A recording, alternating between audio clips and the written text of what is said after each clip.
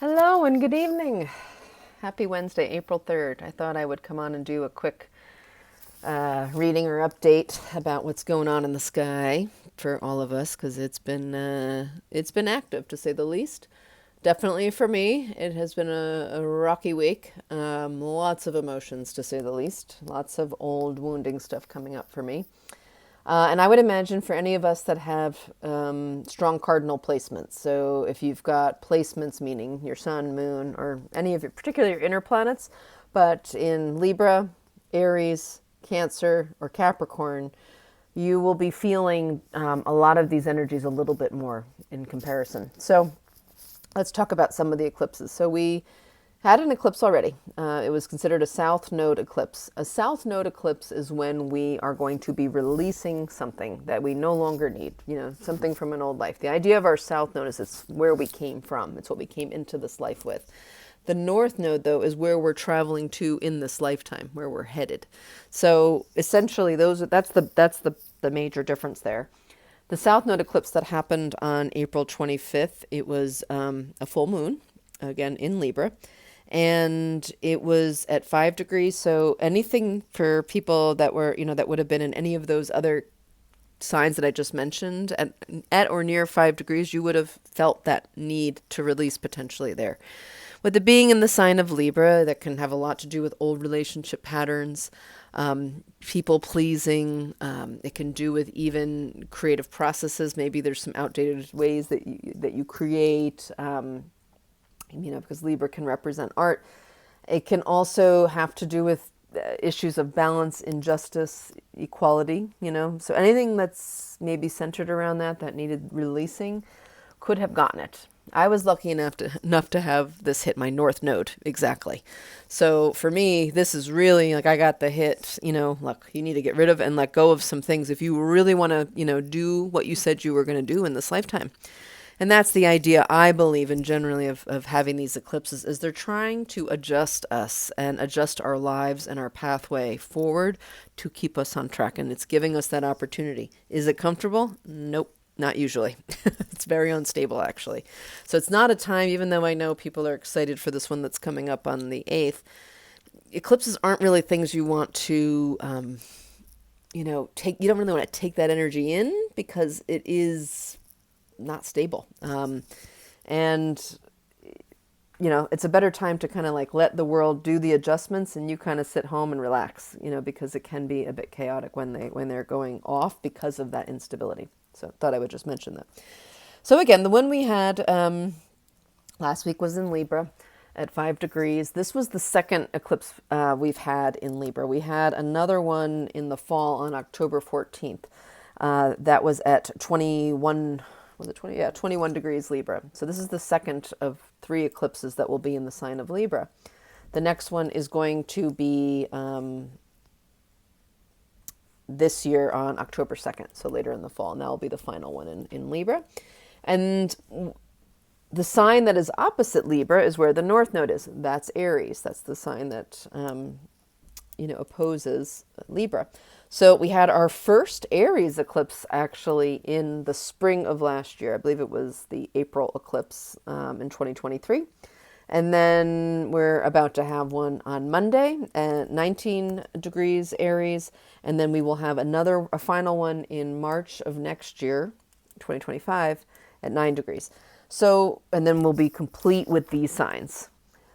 In the previous cycle, we were in the Scorpio-Taurus axis. So the people who have strong placements in Taurus, me, or Scorpio, they were feeling that, as well as the other fixed signs like Leo and Aquarius. They would have been feeling those eclipses more because they would have been creating what we call a square, which creates tension and is trying to create growth.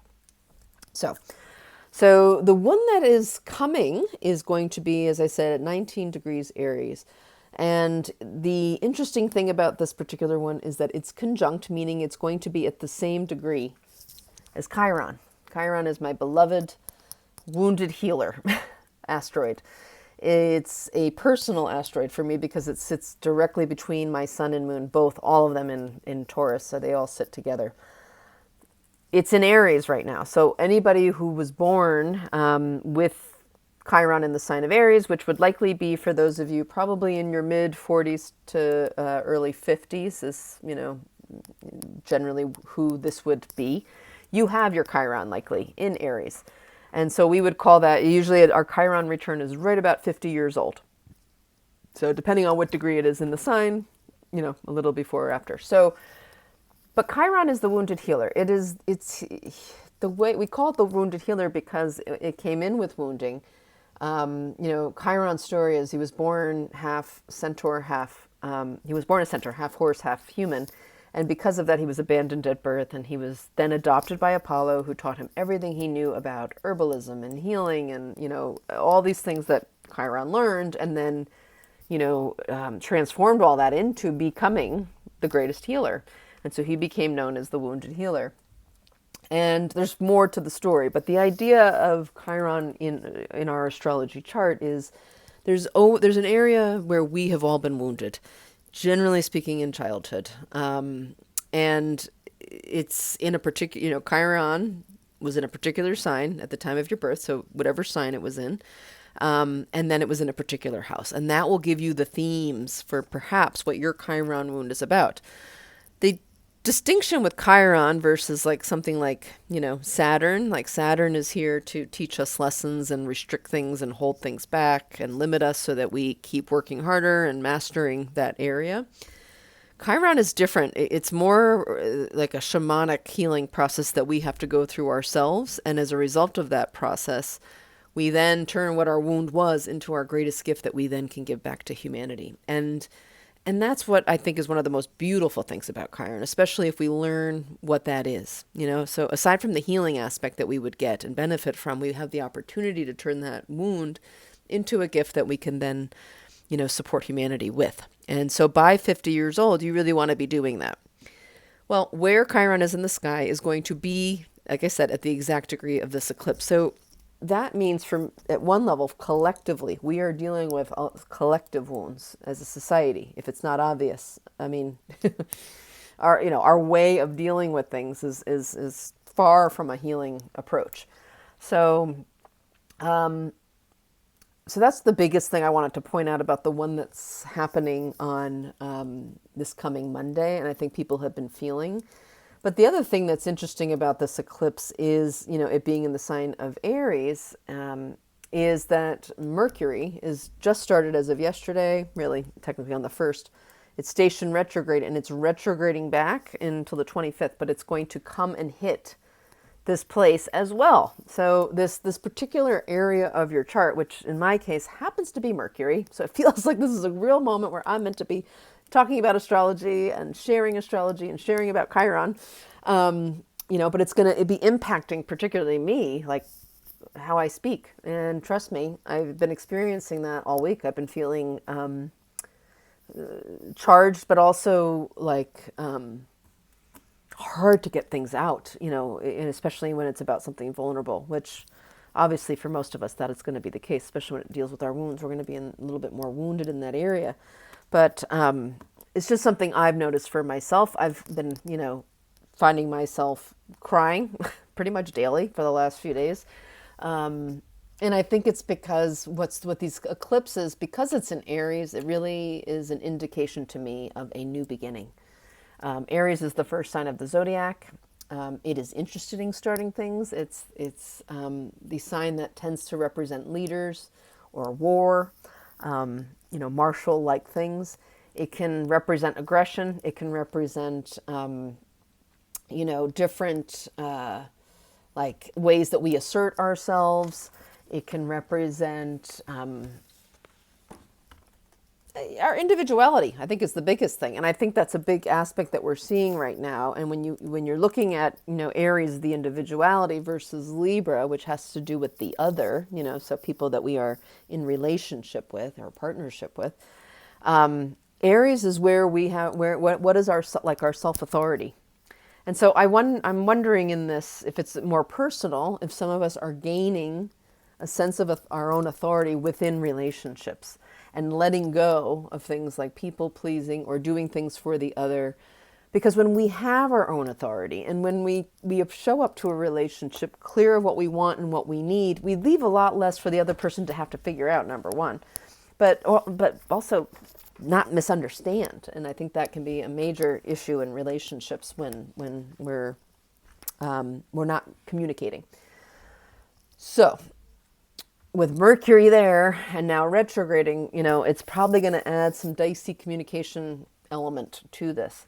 But Mercury is is really trying to make sure we revisit certain things. When Mercury is retrograding, we are revisiting that area. So you want to look in your chart and see, where does Aries exist specifically? And what does that house that it's in, that Aries is in your chart, what is that area about? In my case, in one system, it is in my third house. It's mainly my a little bit of my second into my third house. In whole house, it takes up my fourth house of home. I'm having major issues and changes going on in both of those areas. One is related to my communication, my writing, my speaking, my teaching, things that my more mental activity stuff. And the Libra side is up in my career house, as well as my higher learning in foreign countries, travel, higher consciousness. I've been spending the last year essentially looking at the possibility of relocating in one capacity or another to Ireland, which is my ancestral birth home, so to speak, like where all my ancestors come from. My mother was born there. And the third and the fourth house, that cusp at the bottom of, is the most private aspect of our charts, So for me, this is going off, quite literally around those areas. So you can look for yourself to see what this is igniting in you. And if I told you the things that are going on in my life related to that, you go, okay, that makes sense. I just can't get into all that personal stuff right here, right now. So that's just something to understand, that both of these eclipses are mid-cycle. We still have final ones coming. They're going to close out pretty much within 6 months to a year, depending on each one. And then we will move into the Virgo Pisces axis. So I would just look for yourself and notice, if you have the ability to look up your chart, great. But you probably can figure out, potentially based on what you're experiencing in your life, what are the things that are coming up. Other things that are going on in the sky that are just maybe good to be aware of. Today, for instance, we had Venus and Neptune come together, what we call in a conjunction in the sign of Pisces. And what's nice is that Pisces is Neptune's sign, home sign, and it is Venus's exalted sign. So today would have been a great day, potentially, for love. Maybe overwhelming love, maybe spiritual love, maybe getting connected to that idea. And but it was kind of a nice conjunction in the middle of these transits. But essentially, because the sun is going through that air, those around those planets that are in Aries, which include the North Node, Chiron, and Mercury, it will also soon include Venus, who, by the way, doesn't like being in Aries. Aries is ruled by Mars, so that's the last place she likes to be. And then eventually Mars at the end of the month will be entering Aries. So there's a lot that's entering into this initiating sign. That it also can have a lot of aggression. It wants to get things done. It wants to move things forward. It is very easily frustrated if anything gets in its way, and as a result can get kind of boisterous. So for some of us, we might be feeling this in a way that we are a little more argumentative in the way that we're speaking to each other. We may be, quick to be impatient, or we could actually be very so direct that we're kind of not kind in our delivery. That can happen in the way that we speak, at least. But it can be bringing up how are you the leader in your own life? It might be addressing some of that for you. Where are you meant to lead in your own life? Because that's Aries. It represents that. And the North Node is where are you meant to go? So that's at 19 degrees Aries. And then we have, like I said, Venus is going to be entering Aries on the 5th. The sun is going to then conjunct Chiron exactly just after the eclipse. The day of the eclipse, I should say. And then we have a not so nice, not so comfortable thing that's going to be happening. I believe it's Saturday is going to be the 10th. it's April 10th. Mars is going to be conjuncting Saturn. So I just talked a little bit about Mars. Mars is kind of militant, wants to get things done, very action oriented. It's meeting up with Saturn, who's like, I'm going to teach you lessons, create delays, make you figure it out, make you work for this. And so those two coming together, it's not a great feel. Let's just put it that way. It's definitely got a lot of tension associated with it. So, that's something to be aware of. And then the sun will, conjunct Mercury. Mercury will then conjunct Chiron on the 15th. Venus is going to be coming along, and then she's going to hit the North Node as well as Mercury. They're going to all conjunct. And then mid-month, around the 19th, we're going to have the sun enter, and we're going to go into the Taurus season. So at least one of those luminaries will be out of Aries to kind of shift the energy a bit. But we have a lot kind of going on in that little, window of time as well. So in addition to the sun moving into Taurus and Mercury conjuncting Venus on the 19th, we have a couple of sextiles that are going to be happening. But the biggest thing is on April 20th, we will have Jupiter conjunct Uranus in Taurus. So this is going to be, and I believe it's at, I think it's around 21 degrees, if I'm not mistaken, when that happens. At the place that happens. That's kind of a big deal. That doesn't happen very often, where those two are going to come together. And it may provide us an opportunity to bring in some insight. I will probably do another video as we get closer to those dates. But there's some level of expansion in the material world, because it's in Taurus, or in our sensory world, that is meant to bring some freedom, because that's what Uranus is about. It's here to, create sudden change, to initiate and something new, but for us to have some freedom. And Jupiter's there to make that even bigger. So it'll be obvious. But it could also mean sudden insights, sudden realizations that may come in, because that's that Jupiter nature. And Uranus kind of acts like lightning, so it can have that kind of effect. Then we'll have Venus is going to conjunct Chiron on the 21st, the next day. The sun will then square Pluto. Mercury will then go direct on the 25th. So that's a day to realize that now Aries is going to Mercury's going to turn around in Aries and now make its way back out.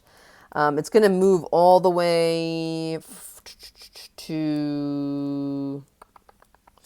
The retrograde started at 27 degrees, and I believe it's going back to like somewhere around 1918, somewhere around that, where that eclipse cycle is. Lastly, we'll have Mars is going to conjunct Neptune on the 29th. Venus is going to then move into Taurus, and then Mars is going to move into Aries. That will be lovely at the end of the month. Thank God. I think it'll feel really nice, because Mars will be in its home sign and Venus will be in its home sign of Taurus within those days. And the one thing I missed is on April 26th, we're going to have a full moon in Scorpio. Boop. So, that'll be a big feel kind of full moon. Sorry, my thing got caught here. So I thought I would just give you the weather. So what is this all about, and what might you want to look at? I really believe we are in this major planetary shift as far as energetics. We are moving into new paradigms. We are moving into what we would like to refer to as the age of Aquarius, moving away from this Capricornian hierarchical I have power over you way of life that we've been living, that has pretty much left us in very inhumane conditions around the globe. And Aquarius, when Pluto moved into Aquarius in January, mid-January, and it's generally going to be there. It's going to step out for a little bit, go back to Capricorn, but then it shall remain in Aquarius for the next, 15, 20 years. And the thing I would say is that we are all being asked to step into this in some way. And how are you going to rebirth yourself for this new world? What are you going to be releasing? What are you going to be taking on? Where are you going to be a leader in your own life, in your world, in your family? What is that new leading role you need to take on? What are the things that you need to let go of in relationships that have not been serving you? Maybe there are relationships that you have really taken as far as they have gone or can go, and it's time to let them go because they are not meant to be a part of this next chapter. So I believe when we're looking at Aries and Libra, types of eclipses, especially when the North Node is in Aries, this is kind of what we're doing. We're moving into a new world, a new I. And so that's going to impact the relationships that we have around us. And I suspect that many of us are going to be changing maybe the people that are in our direct, world, people that maybe we used to associate with a lot, we may not be, associating with nearly as much. We need to let them go because we're not growing together anymore. So that would be one aspect I would look at. Again, depending on where this is in your chart, will give you an indication. As I've said, mine is kind of 3rd and 4th house and 9th and 10th house. So career and sort of higher, thought and learning, as well as travel, compared to home and the way that my mind works. Those are the areas for me that are getting targeted in the way that I communicate it. So feel free to look for yourself. The one reminder that is really important during eclipses is water. Make sure that you are keeping up your water intake. I generally say don't overdo this time because so much is unstable and changing and shifting, and things like car accidents and stuff like that is much more easy because of that instability. It's also the spring, and I'm an acupuncturist and herbalist as well. And when you look at traditional Chinese medicine and the theories behind it, the spring is represented by the liver. And the liver also likes to move things, forward in the body. And in springtime, we don't really see the beginning of spring. The beginning of spring happens below ground. It's when the germination of seeds begins below the surface. The insects start moving around and aerating the soil below the surface. There's movement. But when a seed germinates and it's got to make its way up to the tip, top of the soil to get to the sun, it's the germination is sending a root down to try to find water and a shoot up to go find the sun. It's got to go through damp, dark earth to get there. It's a very frustrating experience for, I would believe, a plant at that stage. It's a lot of work and energy, and there's not a guaranteed result. That's for sure. So this time of year can naturally bring on frustration, irritability, and it's part of spring, like what the spring energies can start to bring up, particularly early spring when we don't have the ability to get out and move around just yet. It's still cold. We're still dealing, at least here, with some storms and rain. And so just be aware of all that in the middle of this cycle because it could just add another layer to it. When it comes to astrology, I don't like to use doomsday astrology. I like to just be conscious and aware of what's the weather pattern outside? Should I wear an umbrella or should I, take my umbrella, wear a raincoat, wear my boots? Should I be dressed warm? Should I, it's about being a little more prepared so that when something happens, you're not shocked. You're not going, what in the world is going on? You're more aware of oh, this must mean this is one of those things, those areas of my life that is under some construction and looking to have major changes. So I thought I'd leave that with you today. I hope this is helpful in any capacity. Again, feel free to share below in the comments about where these two signs are in your chart. I've been, doing this on some of my social media. I figure if you want to do this here on YouTube and just, share more about, in the comments, that'd be great. I highly recommend you get good rest as much as you can, and I would prioritize some level of movement, particularly walking. Anything that feels like you're making progress, like walking or running or, cycling, something that feels like you're moving forward. It will help your body adjust to these energies that are, maybe confining it and irritating things a little bit. Okay. I really wish you well. I hope to be coming on here more regularly as the days and weeks go by and as we enter these spring months, and hopefully there'll be more of these outside. Okay, wishing you well. Have a wonderful eclipse season and first start to spring. Ciao.